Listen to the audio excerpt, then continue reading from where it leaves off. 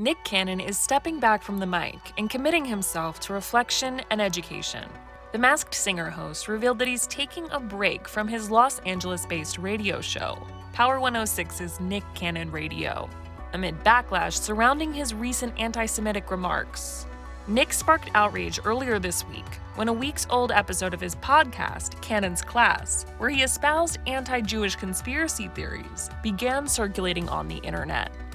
Nick has since apologized for his comments and is now vowing to work on learning and fostering unity off the air.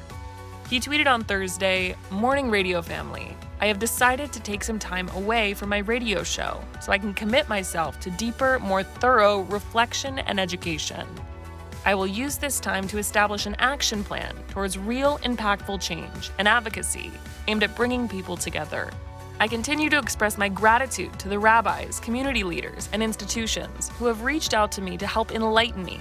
Their input and friendship will help me as I further commit myself to more profound learning and towards strengthening the bond between Black and Jewish cultures every day going forward." Hours before Nick announced he was leaving the airwaves, he posted a lengthy apology for his controversial words, which he said, quote, "turned out to be hateful propaganda and stereotypical rhetoric that pained another community."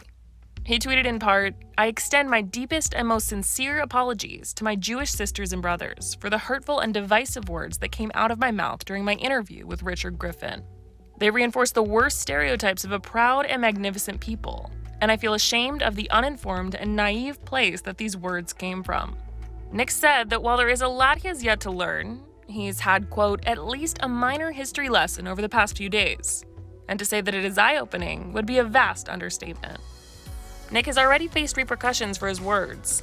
On Tuesday, Viacom CBS announced it had cut ties with him. A spokesperson told CNN in a statement the next day that the company, quote, "condemns bigotry of any kind," and that they were, quote, "deeply troubled that Nick has failed to acknowledge or apologize for perpetuating anti-Semitism." In response to Viacom CBS's decision, Nick released a lengthy Facebook statement criticizing their move. It read in part, "I am deeply saddened in a moment so close to reconciliation that the powers that be misused an important moment for us all to grow closer together and learn more about one another. Instead, the moment was stolen and hijacked to make an example of an outspoken Black man."